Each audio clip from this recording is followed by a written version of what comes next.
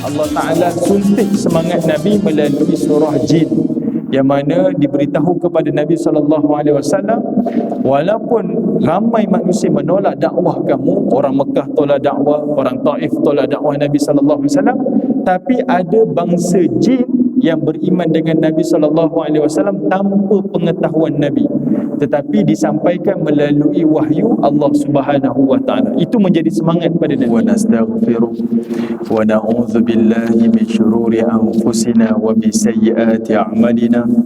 Man yahdihillahu fala mudilla lahu wa man yudlil fala hadiya lahu. Asyhadu an la ilaha illallah wahdahu la syarika lahu wa asyhadu anna Muhammadan abduhu wa rasuluh. Allahumma hibna rushdina wa idna min syarri nafsina. Rabbi zidna ilman nafi'a warzuqna fahma. Allahumma fahman nabiyyin wa hifzal mursalin wa ilhamal malaikatil muqarrabin birahmatika ya arhamar rahimin. Subhanaka la ilma lana illa ma 'allamtana innaka antal alimul hakim. Wa la hawla wa la quwwata illa billahil aliyyil azim. Allahumma inna nas'aluka al-huda wat-tuqa wal-'afafa wal-ghina. Amma ba'd. Alhamdulillah, pertamanya kita syukur kepada Allah Subhanahu wa taala di atas kesempatan untuk malam ini. Allah Taala berikan kita keizinan dapat tunaikan solat maghrib berjemaah di masjid. Mungkin sebelum ni kalau kita sebut syukurlah kepada Allah dapat tunaikan solat maghrib ni, kita rasa tak ada apa-apa. Tapi di musim-musim Covid ni kita dapat rasakan ini adalah satu kenikmatan daripada Allah Subhanahu wa taala. Diberikan kita kekuatan, diberikan kita kesihatan, dan adanya keizinan daripada pemerintah untuk kita dapat tunaikan berjemaah di masjid. Ini adalah satu kenikmatan dan juga kelazatan yang Allah Ta'ala berikan kepada kita. Mudah-mudahan dengan asbab kita bersyukur, Allah Subhanahu wa Ta'ala akan menambahkan lagi nikmat kepada kita dengan cara Allah Ta'ala mengangkat wabak-wabak penyakit-penyakit ini.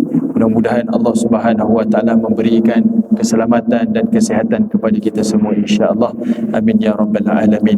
Dan apatah lagi untuk malam ini kita dapat hadir dan duduk dalam majlis ilmu. Mudah-mudahan Allah Subhanahu wa Ta'ala melimpahkan kebaikan, kerahmatan, ketenangan dan juga keberkatan dalam kehidupan kita. Seringkali saya selalu sebutkan pada awal mukadimah kuliah kita, iaitu Nabi sallallahu alaihi wasallam sebutkan sepotong hadis. Mudah-mudahan hadis ini menjadi motivasi kepada kita untuk konsisten istiqamah dalam majlis ilmu. Kata baginda Nabi, may yuridillahu bihi khairan yufaqihu fid din. Siapa yang Allah Ta'ala memilih daripada kalangan hamba-Nya untuk diberikan khairah, iaitu kebaikan dunia dan juga kebaikan akhirat, maka tandanya, kata Nabi sallallahu alaihi wasallam, yufaqihu fid din, iaitu Allah Ta'ala akan memberikan kefahaman agama kepada manusia tersebut. Jadi salah satu cara Allah Ta'ala nak berikan kita kefahaman agama sebelum diberikan kepada kita kebaikan-kebaikan di dunia dan juga di akhirat, tak lain dan tak bukan, iaitu Allah Ta'ala akan memilih kita untuk hadir ke dalam majlis-majlis ilmu. Jadi mudah-mudahanlah majlis ilmu yang kita hadir pada malam ini, kita sangka baik dengan Allah dan kita berdoa kepada Allah, mudah-mudahan ini pilihan Allah kepada kita untuk diberikan kebaikan-kebaikan kepada kita, insya-Allah. Amin ya rabbal alamin. Baik, tuan-tuan, ibu-ibu, ayah-ayah dirahmati Allah, insya-Allah malam ni kita akan sambung lagi setelah beberapa bulan kita bercuti, iaitu daripada kitab sirah kita. Dan malam ini kita akan sentuh iaitu pada tahun yang ke-11 kenabian Nabi sallallahu alaihi wasallam. Yang ini setelah fasa Nabi sallallahu alaihi wasallam diboikot oleh Quraisy, kan? Ada tempoh 3 tahun, bermula tahun yang ke-8 kenabian, tahun ke-9 kenabian, tahun ke-10 kenabian.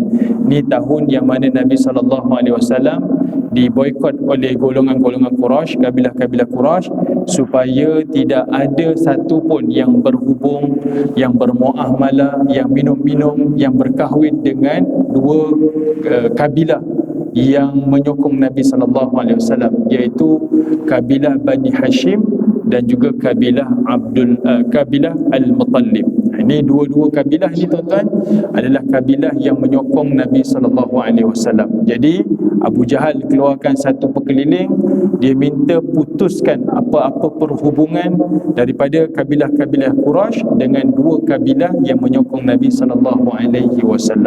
Tempohnya tak lama tuan-tuan, hanya 3 tahun.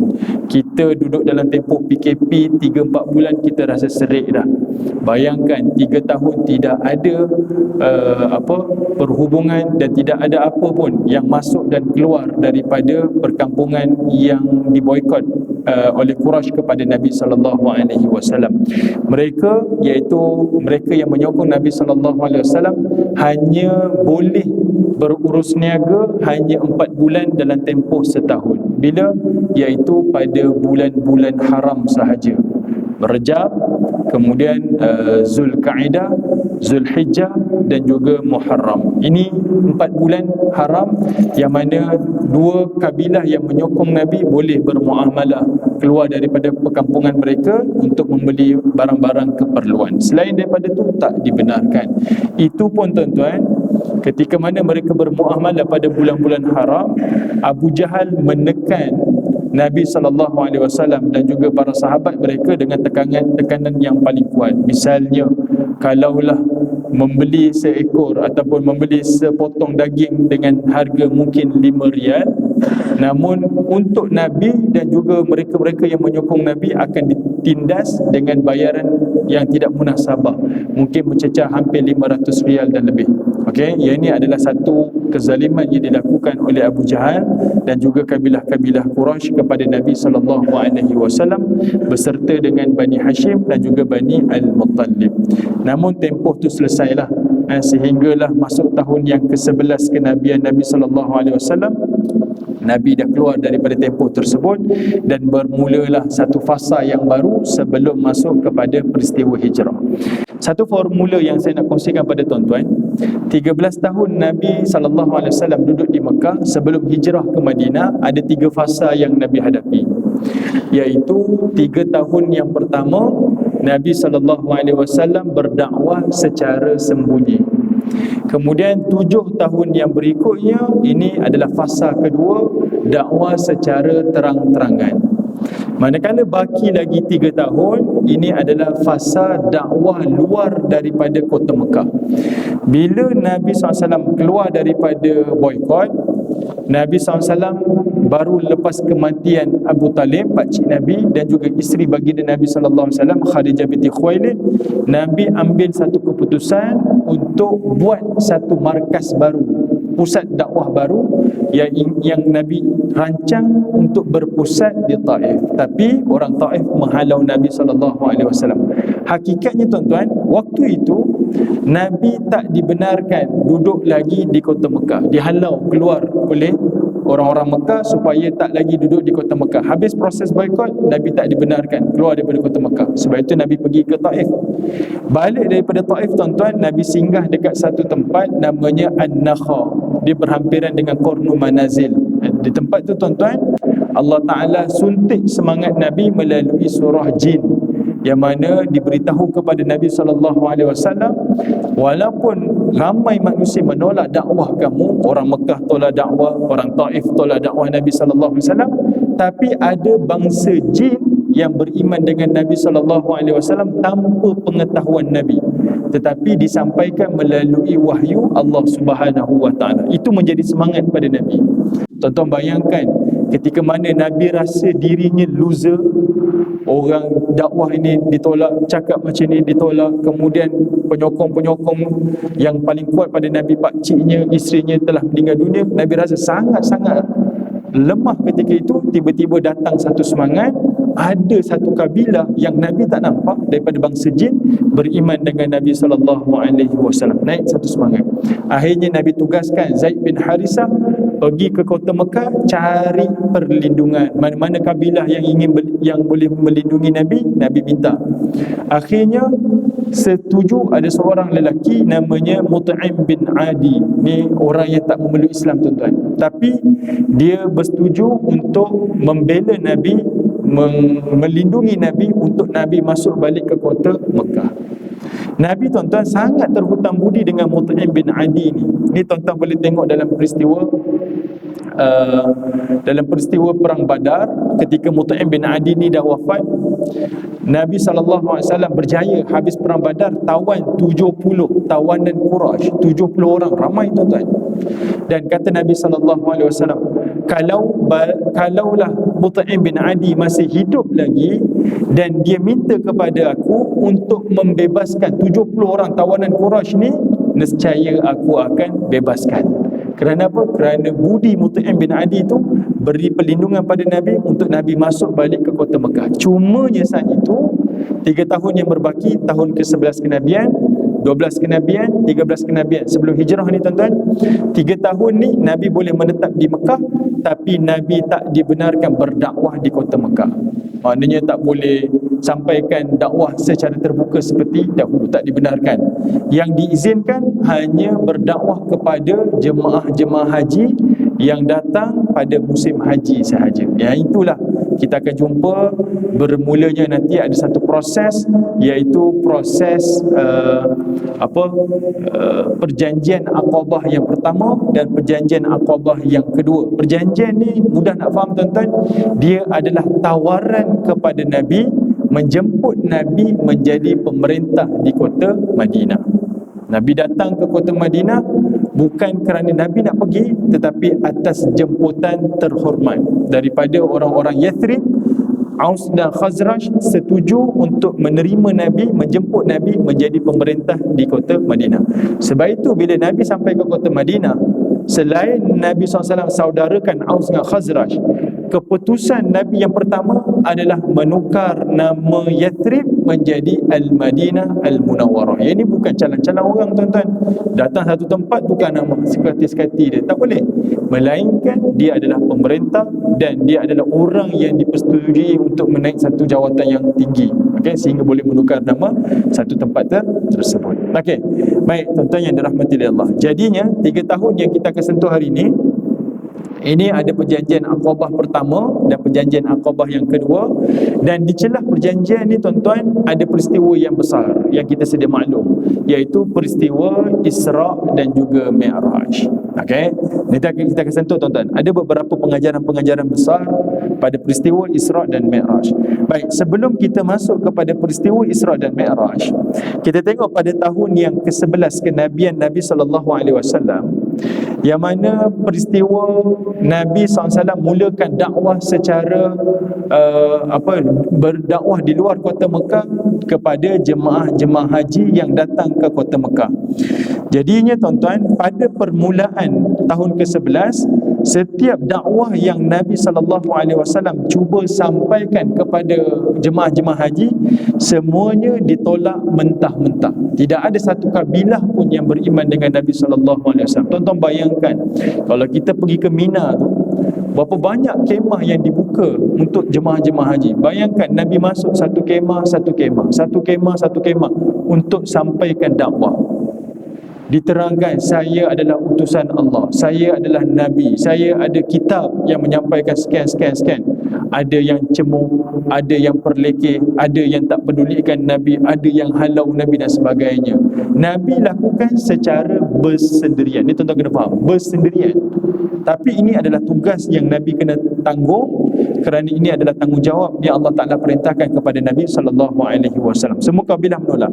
Cumanya dalam riwayat sirah menyebutkan yang masuk Islam saat itu adalah individu. Kabilah-kabilah tak beriman pada Nabi SAW. Yang masuk Islam hanyalah individu. Dan ada dalam rekod sirah beberapa orang sahabat Nabi SAW yang masuk Islam pada saat tersebut. Baik tuan-tuan yang dirahmati oleh Allah, pertamanya saya nak bawalah beberapa nama. Pertamanya, pada tahun tersebut ada beberapa orang. Yang pertama namanya Suwaid bin Samit. Ini antaralah seorang sahabat. Cumanya Nabi SAW bila hijrah ke kota Madinah, Suwaid ni telah meninggal dunia. Sebab balik daripada haji tu, Aus dengan Khazraj ada berlaku peperangan besar di Yathrib. Ini sebelum Nabi hijrah ni ada berlaku perang besar, dan dia terlibat dalam peperangan dan dia mati dalam peperangan tersebut. Jadi tak sempatlah Nabi bertemu dengan dia selepas hijrah. Kemudian yang kedua adalah seorang anak kecil bernama Iyas bin Mu'az. Yang ini pun masuk Islam daripada golongan orang Madinah ataupun orang Yathrib, daripada kalangan Aus dan juga Khazraj. Iyas bin Muaz, dia pun beriman dengan Nabi SAW. Cumanya dia pun on the way pulang ke Yathrib, dia meninggal dunia. Dia tak sempat bertemu dengan Nabi selepas peristiwa hijrah. Sebab itu kita tak dengar nama dia ni dalam peperangan-peperangan Nabi. Kita hanya dengar pada permulaan ni saja. Sebab lepas itu dia on the way balik, dia meninggal dunia. Cuma ada satu riwayat daripada Ibn Hisham yang menyebutkan dia adalah confirm Muslim, sebab masa Iyas bin Muaz ni meninggal dunia, dia sempat bertakbir iaitu Allahu Akbar, dan disebut sempat mengucapkan tahlil iaitu la ilaha illallah sebelum dia menghembuskan nafas yang terakhir. Dan ini confirm adalah orang yang beriman dengan Nabi SAW. Dan yang ketiga, sahabat Nabi yang besar yang sering kita dengar namanya iaitu Abu Zar Al-Ghifari. Dia masuk Islam dalam tempoh ni. Cumanya dia lebih dramatik sikit tuan-tuan. Boleh kata dia masuk Islam atas hidayah daripada Allah Ta'ala, pilihan daripada Allah. Kenapa? Abu Zar Al-Ghifari ni tuan-tuan, dia masuk Islam hakikatnya bukan kerana dia melaksanakan ibadah haji, tetapi dia dengar cerita ada Nabi daripada Mekah melalui mulut Suhaib bin Samit tadi, dan juga daripada mulut Iyas bin Muaz. Dua orang yang awal tadi tu, dia dengar cerita tu sampai ke Madinah, di Yathrib dia dengar. Kemudian dihantar seorang saudara dia pergi ke Mekah, ambil maklumat tentang yang orang yang mengaku jadi Nabi dekat Mekah ni. Saudaranya pulang, dia kata apa, aku dengar dah cerita orang yang mengaku Nabi ni, dia hanya cakap benda-benda yang baik, ajak buat kebaikan, dan dia cegah buat kemungkaran. Abu Zar Al-Ghifari tak puas hati. Jadi dia berangkat daripada Yathrib, pergilah ke kota Mekah dengan niat, ada riwayat kata dia nak buat haji, ada riwayat kata dia nak buat umrah. Pandangan yang lebih kuat adalah umrah lah. Dia pergi ke Mekah dengan niat nak pergi cari siapakah manusia yang mengaku menjadi Nabi ni. Kenapa mereka sangat teruja tuan-tuan? Sebab cerita kehadiran Nabi ni mereka dah dengar melalui cerita mulut orang Yahudi yang berada di Yathrib, melalui kitab-kitab mereka. Daripada kitab Taurat tu selalu dengar dah cerita ada Rasul akhir zaman yang akan muncul di situ. Jadi sebab itu orang-orang Yathrib ni sangat teruja untuk bertemu dengan Nabi yang disebut-sebutkan oleh orang Mekah. Sampailah Abu Zar Al-Ghifari di kota Mekah tuan-tuan, dia minum air Zam-Zam, dia duduk dekat masjid. Dia duduk, dia tengok-tengok, tak ada orang pun. Dia nak tanya, dia serba salah. Sebab dia tahu ada ancaman tak baik kepada orang yang mengaku Nabi ni. Jadi dia tunggu-tunggu sehinggalah Ali bin Abi Talib kebetulan tegur dia. Dia kata, wahai Fulan, saya nampak awak ni bukan orang sini, bukan orang Mekah lah, nampak daripada jauh. Ada rumah ke? Dia kata tak ada rumah. Okeylah, malam ni awak datang rumah saya, bermalam di rumah saya. Memang budaya Arab tuan-tuan, meraihkan tetamu ni memang macam tu. Jadi bila dah datang tuan-tuan, dia kata Abu Zar Al-Ghifari, Ali bin Abi Talib tak cakap langsung pun apa hajat kamu sebagainya. Budaya Arab tuan-tuan, kalau tuan-tuan datang bertamu di rumah Arab, 3 hari tuan-tuan datang rumah je, ketuk je pintu, saya tetamu. Tuan-tuan cakap, saya ni tetamu. Dia buka pintu, dia akan jamu tuan-tuan apa-apa sahaja. Dan dia takkan tanya apa hajat, dia takkan tanya pun. Melainkan dia akan tanya selepas hari yang ketiga. Dah cukup hari ketiga, masuk hari keempat, tengok tak keluar-keluar lagi rumah dia, dia baru tanya apa hajat datang, buat apa ke sini, ada belanja ke tidak. Biasa macam tu tuan-tuan. Sebab itu ada orang satu istilah sebutkan, kalau kita datang ke negara Arab ni, antara budaya yang baik untuk mereka ni, yang mereka amalkan, tuan-tuan pergi satu rumah ke satu rumah untuk jadi tetamu tuan-tuan, sebulan boleh hidup tanpa ada perbelanjaan. Ini antara lah. Tapi tak tahulah sekarang. Cuma saya ada sahabat saya, orang Uzbek yang duduk di Mekah, mu'allad di sana. Saya pernah duduk sebulan Ramadan di rumahnya. Memang kita tak sangka-sangka tuan-tuan, sampai tahap jamu makan, iftarnya, sahurnya, basuh baju kita, gosok baju kita. Sampai dia kata tak payah tidur hotel. Hotel di mahal bulan Ramadan ni, duduk rumah saya je percuma. Satu floor tu dia bagi kita duduk. Ini budaya dia lah. Jadi tak hairan Abu Zar Al-Ghifari ni dilayan seperti itu oleh Ali bin Abi Talib. Datang, dia jamu makan sekian-sekian. Kata Abu Zar, esok pagi-pagi dia keluar terus pergi ke Masjidil Haram, nak cari siapa lelaki yang mengaku Nabi. Tunggu punya tunggu, tak datang-datang juga, tak muncul-muncul ada orang mengaku jadi Nabi ke apa, tak ada. Jadi Ali bin Abi Talib datang lagi, jumpa dengan Abu Zar. Dia kata, kamu ada rumah ke tidak ni? Tak ada. Datang rumah saya. Kemudian Ali bin Abi Talib tanya pada dia, apa hajat sebenarnya awak datang ke sini? Dia kata, saya boleh bagi tahu, tapi awak kena rahsiakan. Apa rahsianya? Dia kata, saya datang ke sini mencari lelaki yang mengaku Nabi. Dan kata Ali bin Abi Talib, sungguhlah kamu ni adalah manusia pilihan Tuhan. Datang daripada jauh ni tuan-tuan, jumpa dengan Ali, dan kebetulan Ali sebenarnya bawa Abu Zar Al-Ghifari ni pergi tidur rumah Nabi SAW, dan dia tak tahu itu adalah Nabi. Bawa pergi tidur. Sampai dia kata, saya akan bawa awak sampai ke rumah. Awak ikut sahaja. Kalau ada orang perhatikan kita, nanti saya akan balikkan badan saya, duk macam pakaikan kasut, macam saya pakai kasut, awak terus saja masuk ke rumah. Okey? Jadi Abu Zar pun setujulah. Sampai ke rumah Nabi, kemudian bertemulah dengan Nabi, dan disitulah Abu Zar Al-Ghifari beriman dengan Nabi SAW. Pendek, ceritanya panjang tuan-tuan. Daripada Abu Zar ni cerita macam mana dia masuk Islam. Ceritanya panjang tapi saya pendekkan. Tapi Abu Zar Al-Ghifari dia berjanji, kata apa? Setelah dia beriman dengan Nabi SAW, dia keluar daripada rumah Nabi, pergi ke Masjidil Haram, dan dia menjerit. Dia kata apa? Memulai hari ini aku beriman dengan Allah, dan aku beriman dengan Muhammad pesuruh Allah. Tuan-tuan bayangkan, dia datang pada jauh, tiba-tiba menjerit dekat kota Mekah, dekat Masjidil Haram, cakap beriman dengan Allah dan juga Nabi SAW. Kat situ juga tuan-tuan dia kena belasah dengan orang Quraisy. Tuan-tuan boleh baca dalam riwayat ni, dia kena belasah. Sehinggalah datang pakcik Nabi yang bernama Al-Abbas. Paut dia, pegang dia, dia kata apa? Sampai hati kamu tak tahu ke dia ni datang daripada kabilah Ghafar, kabilah Ghifar, yang mana kita ni berdagang ni menggunakan laluan-laluan mereka ni. Kamu belasah dia, nanti kita takut kita punya perniagaan kita akan jadi susah nanti dekat sana, dekat Yathrib nanti. Jadi dilepaskan. Abu Zar tak puas hati tuan-tuan. Esok dia buat benda yang sama juga. Dia pergi menjerit dekat Masjidil Haram, cakap dia beriman pada Allah, beriman dengan Nabi SAW. Pun kena belasah juga. Al-Abbas juga lagi sekali tolong dia, bantu dia. Itu cerita. Kenapa mereka bercerita tuan-tuan? Nak cerita betapa terujanya mereka jadi orang-orang awal masuk Islam. Ni orang-orang Madinah ni, dia teruja cerita dia, menunjukkan kesanggupan dia berkorban untuk agama Allah Subhanahu Wa Taala. Sepatutnya kita seperti itu, ambil teladan daripada sahabat-sahabat Nabi. Sekadar nak pakai kopiah berjalan di mana-mana, rasanya tak ada perkara yang kita ingin malukan. Sebab itu menunjukkan diri kita dengan agama kita.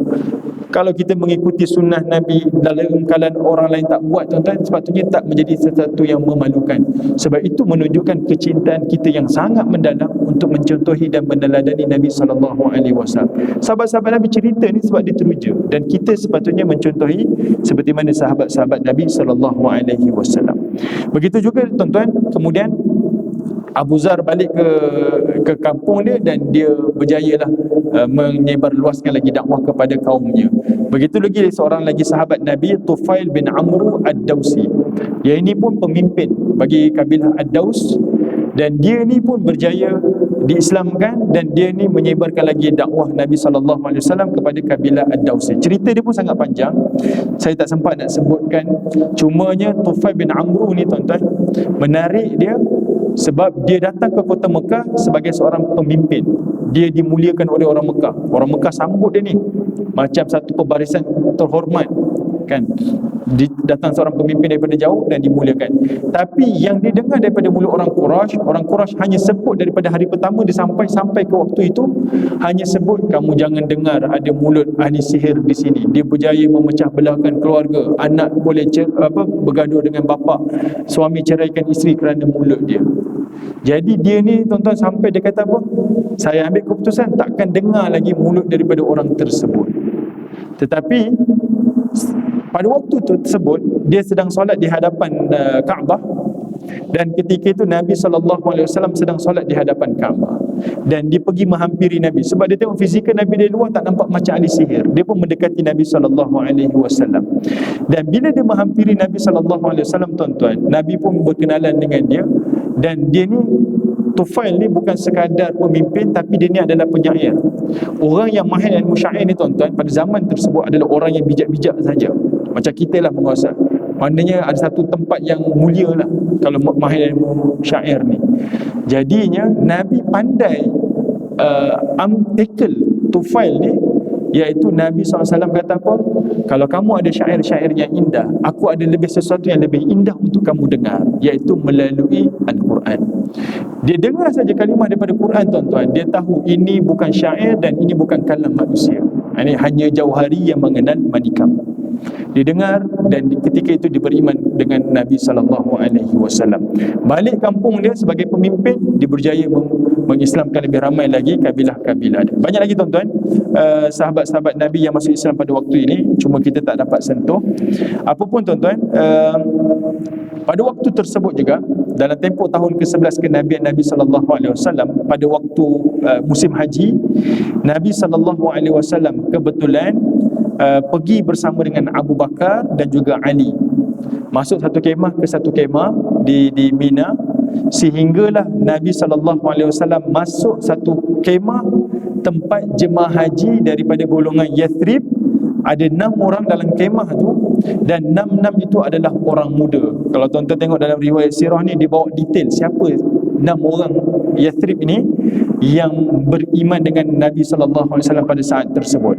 Okay, dia bagi tahulah detail. Ada Asad bin Zurarah, Auf bin Harith, kemudian ada Rafi' bin Malik, Qutbah, Uqbah, Jabir dan sebagainya. Disebut sekian. Nabi sebut saja, aku ni Rasul daripada Allah sekian. Terus dalam kalangan mereka kata apa? Inilah Rasul yang disebutkan, yang dijanjikan oleh Yahudi di Yathrib. Terus mereka kata apa? Kami beriman dengan kamu wahai Muhammad. Terus beriman. Ini tak ada cerita banyak tuan-tuan. Maknanya dalam saat Nabi sukar berdakwah, Allah Ta'ala datangkan juga pertolongan daripada jalan yang tak disangka-sangka. Mula-mula susah dakwah, tiba-tiba datang, jumpa terus dengan orang yang berlapang dada terima dakwah Nabi SAW. Bagusnya 6 orang sahabat Nabi ni tuan-tuan, dia pulang daripada haji, balik ke kota Yathrib. Dalam riwayat sirah kata, Sofiur Rahman Al-Mubarakfuri kata apa? Dia berjaya menyebarkan cerita Nabi ni daripada daripada Mekah ni sampai ke kota Madinah. Tidak ada satu rumah pun di kota Madinah yang tak dengar cerita Nabi. Semuanya pernah dengar. Maknanya dia berjaya viralkan cerita Nabi ni di kota Madinah, di Yathrib masa tu. Ini antara kebijakan dia, pandai buat menyebar luaskan lagi cerita. Sehinggalah bila Nabi sebelum hijrah, Nabi hantar seorang sahabat Nabi, Mus'ab bin Umair, pergi jadi duta Nabi sebelum sampai ke Nabi hijrah. Mus'ab ni mudah untuk Islamkan. Setiap rumah di Madinah mesti ada wakil yang telah masuk Islam, mesti ada. Ini kejayaan awal sebelum hijrah Nabi SAW. Okey, baik. Pada tahun tu juga tuan-tuan, Nabi SAW berkahwin dengan Aisyah binti Abi Bakar. Okey, maknanya pada saat tu Nabi dah ada 2 orang isteri dah. Pertama Saudah, yang kedua Aisyah. Saudah ni Nabi kahwin selepas kewafatan Khadijah. Tujuan Nabi berkahwin dengan Saudah ni, tak silap saya dalam riwayat, dia antara isteri Nabi yang tua. Dan hari giliran dia tak ambil giliran tersebut, tapi dia serahkan kepada Aisyah. Saudah ni, isteri Nabi ni, dia dah tua, dia memang tidak berkemampuan, dan dia menyerahkan hari giliran dia kepada Aisyah. Maknanya dalam tempoh 9 hari giliran isteri-isteri Nabi ni, Aisyah ada 2 hari giliran, iaitu pada hari giliran Aisyah dan juga pada hari giliran Saudah. Jadi Nabi berkahwin dengan Saudah bukan kerana nafsu syahwat dan sebagainya, tetapi dengan niat membela Saudah yang tua tapi ada anak-anak kecil. Dan dengan niat juga Nabi nak Saudah ni bantu Nabi dalam rumah tangga Nabi. Nabi ada anak-anak lagi. Selepas kewafatan Khadijah, Nabi minta, sebab Nabi nak buat kerja dakwah di luar rumah, jadi dalam rumah tangga Nabi minta ada seorang yang boleh menengok-nengok anak-anaknya dan juga keluarganya. Sebab itu Nabi berkahwin dengan Saudah. Kemudian barulah Nabi SAW berkahwin dengan Aisyah. Habis peristiwa ni tuan-tuan, masuklah kita ke peristiwa Isra' dan juga Mi'raj. Kita ada masa lagi kan? Okey, baik, insya-Allah ada masa lagi. Pada peristiwa Isra' dan Mi'raj ni tuan-tuan, baik, saya nak bawa kepada tuan-tuan sebelum masuk peristiwa besar ni, ada 6 pandangan bila berlakunya peristiwa Isra' dan Mi'raj. Ada 6 pandangan, dan pandangan ni semuanya pandangan-pandangan yang datang daripada ulama-ulama yang muktabar. Pandangan pertama yang dibawa oleh Imam At-Tabari, kata dia Isra' dan Mi'raj ni berlaku pada usia Nabi 40 tahun. Maknanya masa tahun kenabian Nabi tu, Nabi terima wahyu di Gua Hira, tahun tu juga Nabi naik bertemu dengan Allah pada peristiwa Isra' dan Mi'raj. Ini pandangan daripada Imam At-Tabari. Pandangan yang kedua daripada Imam Qurtubi dan juga Imam An-Nawawi, dia kata apa? Peristiwa Isra Mi'raj berlaku pada tahun kelima kenabian Nabi SAW, masa usia Nabi 45 tahun. Ni ulama-ulama muktabar ni. Pandangan yang ketiga pula, pandangan daripada Al-Mansur Furi, dia kata pula yang ini, ni kita punya pandangan majoriti rakyat Malaysia ni tuan-tuan. Peristiwa Isra Mi'raj ni berlaku pada 27 Rejab. Kita sambung Rejab kan dengan Isra Mi'raj kan. Dia ambil pandangan daripada Al-Mansur Furi. Dia kata berlaku pada 27 Rejab pada tahun ke-10 kenabian Nabi SAW. Cumanya saya nak bagi tahu pada tuan-tuan, tiga maknanya kita sambut Isra Mi'raj ni, Rejab pun ditolak lah. Tapi tuan-tuan jangan jadikan dia sebagai satu isu besar. Ni isu yang dah dibincang lama dah. Jadi depan ni kalau Masjid Al-Falah nak buat Isra Mi'raj bulan Syakban, bulan Muharram, Rabiul Awal, silakan tuan-tuan, jangan tunggu Rejab. Sebab ni pandangan yang ditolak. Kenapa ditolak? Sebab tiga-tiga pandangan ini dia menyebutkan dia berlaku sebelum kewafatan Khadijah binti Khuwailid. Saya nak cerita macam ni, nak bagi nampak. Isra Mi'raj, semua ulama sepakat itulah waktu yang mana difardukan solat fardu, kan? Maknanya Nabi turun, ada kefarduan solat 5 waktu. Dan semua sepakat solat 5 waktu ni hanya didirikan selepas Khadijah wafat. Sebelum Khadijah wafat, tuan-tuan, umat Islam hanya solat 2 waktu sehari, pada waktu pagi dan juga pada waktu petang. Okey, belum ada solat fardu 5 waktu, tidak ada lagi. Hanya ada 2 waktu sahaja. Tapi tiga pandangan ni kata dia berlaku sebelum Nabi Khadijah wafat. Jadi solat fardu berlaku selepas Nabi Khadijah wafat. Sebab itu tiga pandangan ni ditolak. Cuma tuan-tuan jangan khawatir lah, tidak ada masalah, tak ada isu, tak berkaitan dengan akidah pun. Ni perbincangan sirah saja untuk tuan-tuan maklum. Macamlah tuan-tuan maklum, saya nak ni selingan saja. Ada 2 pandangan tuan-tuan berkata Nabi berkahwin dengan Khadijah ni, ada 2 pandangan. Pandangan daripada Al-Waqidi ni, ulama sirah ni, besar ni, ulama kibar dalam ilmu sirah. Dia kata Nabi berkahwin dengan Khadijah masa usia Khadijah 40 tahun. Ni pandangan kita pegang kan. Tapi pandangan daripada Ibn Ishaq, seorang ulama sirah, dalam masa sama dia ni juga antara orang yang diterima hadisnya. Maknanya kalau ulama hadis dengan nama Ibn Ishaq ni, dia ambil juga pandangannya. Dia dikenali sebagai Hasanul Hadis juga. Kalau hadisnya itu berbentuk sami'tu akhbarani haddathani, ni ilmu hadis lah. Ibn Ishaq ni kata apa? Nabi berkahwin dengan Khadijah masa Khadijah berumur 25 ataupun 28 tahun. Tuan-tuan nak pegang pandangan yang mana? Mana ilmu sirah ni dia detail lah. Ini sajalah saya tekankan untuk selingan, untuk kita nampak perbincangan sirah ni bukan sekadar kita tahu je flow Nabi, tapi ulama betapa dia menggali supaya tidak ada satu pun penipuan, ketidaktelusan dalam sirah Nabi SAW. Jadi tuan-tuan, daripada dua-dua pandangan ni, dua-dua ada pandangan mereka, tetapi kena faham, dua-dua pandangan ni, Al-Waqidi dengan Ibn Ishaq ni tuan-tuan, dua-dua pandangan ni tidak ada dalilnya, hanya andaian sahaja. Contohlah, bila Ibn Ishaq kata Nabi berkahwin dengan Khadijah, Khadijah umur 25 ataupun 28 tahun, antara hujah logiknya sebab Nabi berkahwin dengan isteri Nabi yang melahirkan zuriat Nabi hanya Khadijah sahaja.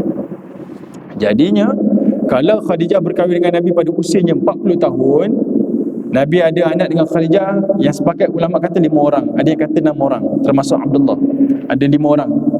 Agak mustahil pada tempoh usia tersebut boleh melahirkan ramai zuriat selepas itu. Sebab Khadijah ni berkahwin dengan Nabi, dia ada 2 orang suami yang awal. Seorang nama Abu Harrah At-Tamimi, seorang lagi nama Allah, saya lupa nama seorang lagi. Dia ada 2 orang suaminya. Jadi Nabi ni ada suami yang ketiga. Dan selepas itu dia melahirkan 5 orang zuriat. Pada umur 40 tahun ni agak sukar. Jadi 25 tahun tu lebih logik untuk diterima akal. Tetapi tuan-tuan, tak semestinya hujahnya seperti itu, semudah itu, tak. Sebab ada juga pandangan kata Khadijah memang umur 40 tahun. Sebab Aisyah selepas Khadijah wafat, dia agak cemburu dengan Khadijah. Ni tuan-tuan boleh bayangkan peliknya. Khadijah punya kedudukan, kecintaan Nabi pada Khadijah, cinta pertama Nabi ni sangat istimewa. Sebab selepas Khadijah wafat, Nabi tetap sebut nama Khadijah dan Aisyah cemburu. Saya bagi contoh. Saya tak bermadu lah tuan-tuan, tapi nak bagi contoh. Mungkin umum je. Selalunya madu, dia akan cemburu kepada madunya bila madunya hidup. Bila madunya mati, dia rasa tak ada pesaing dah. Madu dah mati kan, jadi saya tak ada apa-apa nak bersaing dah. Tetapi Aisyah unik dia tetap cemburu pada Khadijah sedangkan Khadijah wafat. Macam mana Nabi sering sebut nama Khadijah tu sampai menjadikan kecemburuan pada Aisyah. Itu kedudukan dia. Jadi Aisyah pernah sebut, bila Nabi selalu sebut sangat nama Khadijah, dia kata, kenapa kamu tak boleh lupakan nenek kepada nenek-nenek orang Quraisy ni. Dia gunakan istilah nenek itu tuan-tuan, nak menunjukkan betapa tuanya Khadijah ketika mana berkahwin dengan Nabi SAW. Sebab Khadijah berkahwin dengan Nabi ni tempohnya lebih kurang 25 tahun. Nabi kahwin dengan Khadijah 25 tahun, Nabi umur 50 tahun, Khadijah wafat. Tahun yang ke-10 kenabian kan, masa umur Nabi 50 tahun. Jadi 25 tahun, 40 tambah 25 lebih kurang 65 tahun. Jadi sesuai dengan gelaran tersebut lah, nenek yang dipanggil oleh Aisyah tu. Berbanding kalau umurnya 25 tahun, meninggal umur 50 tahun, masih lagi muda untuk dipanggil nenek. Mungkinlah dah sampai nenek tapi masih muda lagi, awal lagi. Allah tuan-tuan. Tapi ini perbincangan sirah. Okey. Baik, kita balik pada perbincangan kita. 3 pandangan tadi ditolak sebab dia berlaku sebelum Khadijah wafat. Tapi pandangan yang berikutnya tuan-tuan yang lebih kuat, ada 3 lagi pandangan. Pertama, katanya berlaku pada bulan Ramadan pada tahun ke-12 kenabian Nabi. Maknanya Nabi hijrah tahun yang ke-14. Tahun 11, 12, 13 Nabi dekat Mekah, 14 Nabi hijrah. Itu panggil tahun hijrah dah. Jadi tahun ke-12, 2 tahun sebelum hijrah, bulan Ramadan Nabi naik. Ini pandangan yang pertama kata. Pandangan ni lebih kuat. Pandangan yang kedua pula kata, iaitu Nabi naik pada bulan Muharram tahun yang ke-13 hijrah. Nabi hijrah bulan Safar tahun ke-14 hijrah. Ini tuan-tuan kena tahu bulan Safar tahun ke-14 hijrah. Tapi dia kata pada bulan Muharram tahun yang ke-13 hijrah. Pandangan yang ketiga pula kata ia berlaku pada bulan Rabiul Awal pada tahun yang ke-13 hijrah. Kalau daripada 3 pandangan ni tuan-tuan, dia kata apa yang lebih kuat? Isra Mi'raj berlaku sama ada Ramadan, sama ada Muharram, sama ada Rabiul Awal. Tuan-tuan nak sambut pada bulan berapa? Ini sengaja lah tuan-tuan. Maknanya bulan depan ni dah masuk bulan Muharram tuan-tuan. Okey, orang buat awal Muharram punya kuliah, kita kuliah Isra Mi'raj. Dalilnya ada di sini tuan-tuan. Sebab Nabi pun tak hijrah bulan Muharram tuan-tuan. Nabi hijrah bulan Safar, bulan kedua. Nabi hijrah bulan Safar. Nabi sampai di Kuba pada bulan Rabiul Awal. Okey, Nabi sampai di Kuba pada bulan Rabiul Awal. Nabi hijrah pada bulan Safar, bukan pada bulan Muharram. Okey. Ini kita istilahkan sejarah yang perlu diperbaiki lagi. Banyak lagi yang kita kena gali daripada pandangan-pandangan ni. Okey, baik tuan-tuan yang dirahmati oleh Allah. Jadi nak mudahnya perbincangan tuan-tuan, pada peristiwa Isra dan Mi'raj, hanya satu ayat sahaja Allah Ta'ala sebut bercerita tentang Isra dan Mi'raj. Sedangkan ini peristiwa besar. Tapi dalam Quran hanya satu ayat saja. Kalau nak ceritanya besar, mestilah sampai 5-6 ayat, 10 ayat. Tetapi dia bukanlah, walaupun peristiwa besar pada Nabi, tetapi dia bukanlah satu keutamaan untuk diceritakan. Okay? Hanya satu ayat saja dah memadai cerita tentang Isra dan Mi'raj, menjadi dalil adanya Isra dan Mi'raj kepada Nabi SAW. Allah Ta'ala sebutkan apa? Subhanalladzi asra bi'abdihi lailan minal masjidil haram ilal masjidil aqsa. Kata Allah Subhanahu wa taala, maha suci Tuhan yang menjalankan hamba-Nya daripada Masjidil Haram ke Masjidil Aqsa. Tuan-tuan perhatikan permulaan ayat ini, Allah Ta'ala mulakan dengan kalimah Subhanalladzi, maha suci Tuhan. Kenapa? Sebab peristiwa Isra Mi'raj adalah peristiwa yang pelik bin pelik tuan-tuan. Dia melanggar hukum tabi'i manusia, melanggar hukum fizik. Jadi Allah Ta'ala nak bagi tahu pada manusia, peristiwa yang pelik ini jangan sandarkan kepada Nabi, tapi sandarkan ini semuanya milik Subhanallazi, Maha Suci Tuhan Allah Subhanahu wa Ta'ala. Sebab itu bila disebutkan asra bi'abdi, yang menjalankan hambanya, Allah Ta'ala tak sebut bi Muhammadin, bin Nabiyyin, bi Rasulin. Allah Ta'ala tak sebut pun pangkat Nabi SAW ataupun nama Nabi, tapi dia sebut yang menjalankan hambanya. Nak cerita malam yang unik, yang sangat pelik itu, Nabi adalah seorang hamba kepada Tuhan Rabbul Jalil ni, yang mana tidak ada kekuatan untuk Nabi pun naik ke langit, naik burak dan sebagainya. Yang melakukan itu semuanya daripada Allah Subhanahu wa Ta'ala. Kenapa tuan-tuan? Pengajaran yang paling besar. Sebab bila sesuatu pelik berlaku kepada seseorang manusia, manusia yang lain tak menyembah Tuhan yang menjalankan, yang mengizinkan peristiwa itu berlaku, tapi manusia akan menyembah manusia tersebut. Tuan-tuan tengok Nabi Isa AS, mukjizat dia boleh hidupkan orang yang mati, sembuhkan orang yang kena penyakit sopak dan sebagainya. Akhirnya penganutnya, pengikutnya tak sembah Allah, akhirnya menyembah Nabi Isa AS. Kalau saya lah tuan-tuan, datang kuliah tuan-tuan, duduk dekat depan ni, tiba-tiba saya terapung tuan-tuan, terbang je kan tuan-tuan. Saya rasa pakat bulan depan saya datang lagi, tuan-tuan dah bawa air minta tawar lah ustaz, tak payah datang kuliah lagi dah, kita tawar-tawar je lah kan. Benda tu adalah benda yang fitrah kepada manusia. Sebab itu Allah Ta'ala mulakan dengan Subhanallazi, Maha Suci Tuhan. Kenapa ditekankan tuan-tuan? Satu je, mana-mana guru agama,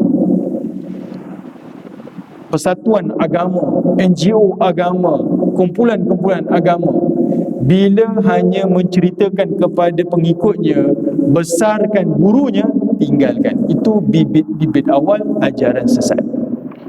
Sebab Nabi pun bila dia angkat jadi Rasul, dia angkat pada peristiwa Isra Mi'raj ni, Allah Ta'ala tak nak nampak yang kamu besarkan adalah Nabi. Walaupun itu Nabi, yang besar tetap Allah Ta'ala.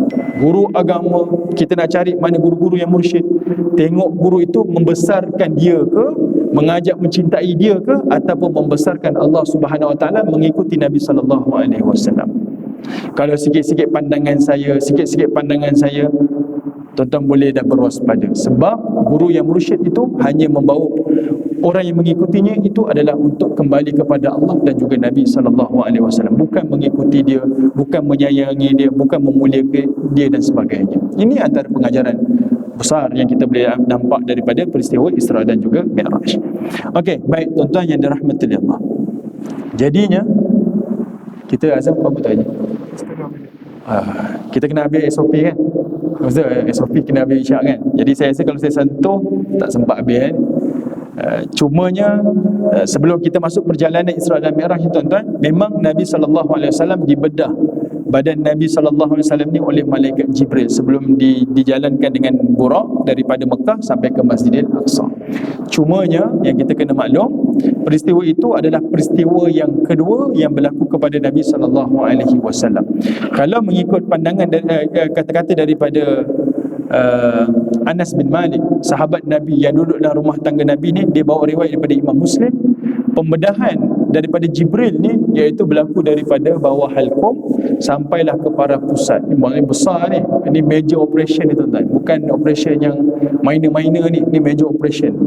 Dibedahnya Nabi, dibersihkan dan sebagainya, baru dibawa Nabi SAW berjalan pada peristiwa Isra dan Mi'raj. Pengajaran dekat sini kita boleh nampak ini malam yang sangat pelik.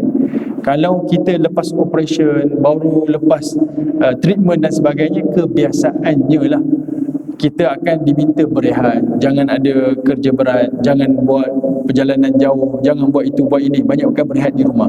Tapi dia menafikan kekuasaan Allah Subhanahu Wa Ta'ala, yang mana Nabi setelah peristiwa tersebut dibedah, dalam bahasa kita major operation ni, dibawa berjalan terus daripada Mekah sampailah ke Masjidil Aqsa, Masjidil Aqsa naik sampai ke Sidratul Muntaha, turun balik, kembali balik ke kota Mekah dalam keadaan Nabi tak penat. Esok boleh jumpa dengan orang Quraisy, cerita pula malam tadi apa yang telah berlaku pada Nabi SAW. Ini perkara-perkara yang pelik-pelik berlaku pada Nabi SAW. Sebab itu habis saja Nabi dakwah, orang Quraisy habis je Nabi cerita tentang ni, orang Quraisy ada dua terpecah. Satu yang tepuk tangan 10 tahun Muhammad dakwah, akhirnya gila juga, cerita tentang dia naik ke langit bla bla bla. Yang satu lagi tepuk dahi yang beriman dengan Nabi. Kenapalah Muhammad boleh cerita seperti itu? Tetapi di sini nampaklah kewibawaan Abu Bakar As-Siddiq, sebab dia membenarkan apa yang keluar daripada mulut Muhammad, macam mana pun ceritanya, saya tetap membenarkan sebab datang daripada mulut Muhammad. Luar biasa punya keimanan kepada Allah dan juga kepada Nabi SAW.